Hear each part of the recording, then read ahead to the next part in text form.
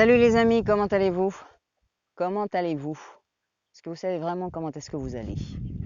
Souvent on dit oui, on dit non, mais on ne sait pas vraiment ce qui se passe à l'intérieur.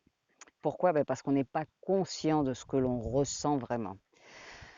Alors comment on fait pour changer un petit peu ça et savoir réellement ce qui se passe? Et pourquoi on veut le savoir? Parce que c'est ce qui va vous permettre de gérer vos émotions, surtout les difficiles comme la colère. Donc qu'est-ce qu'on va travailler? La conscience pleine, ou le mindfulness en anglais. Alors la conscience pleine, c'est rien de magique, c'est rien d'incroyable comme ça, qu'est-ce que c'est que ce truc? Pas du tout. C'est très simple, c'est être là, maintenant, ici, présent.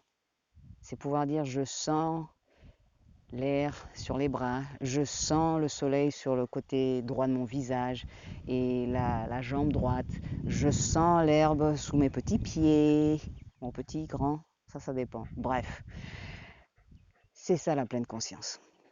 Et quand on sait, on arrive à être justement dans le moment présent et à travailler cette capacité, qu'est-ce qui va se passer? Quand il y a des émotions fortes qui vont venir nous submerger, on va être capable justement de diminuer l'intensité parce qu'on va se remettre dans le temps présent au lieu de la suivre dans le temps, dans le passé, dans le futur. On arrive à rester là. Alors comment on fait ça? C'est très simple. Tous les jours, faites des petits exercices. Le premier, vous demandez comment vous allez. Comment je me sens? Qu'est-ce que je sens? Où est-ce que je le sens? Est-ce que je sens une tension dans ma nuque? Est-ce que je sens qu'il y a une tension dans mon bas du dos? Est-ce que je sens que mes cuisses sont tendues? Est-ce que je sens que je suis peut-être en train justement de faire des points avec mes mains, je ne m'en rends pas compte. Donc de temps en temps, vous demandez comment je me sens et où est-ce que je le vois dans mon corps. Si vous êtes à un feu rouge, vous posez la question, comment je me sens? Vous sentez, ah ben tiens, je sens un peu de tension dans le cou là. Et puis vous regardez autour de vous. Il y a peut-être quelqu'un qui chante dans une voiture. Et pareil, vous dites, ah, cette personne chante dans la voiture. Là, vous allez dire, ces personnes-là, elles discutent. Quand vous mangez, arrêtez-vous un moment pour sentir la texture, pour le goût. Comme ça, là, tout simplement dire, ah, ça sent, ça a cette odeur-ci, ça a cette texture-là, ça fait ceci, ça fait cela.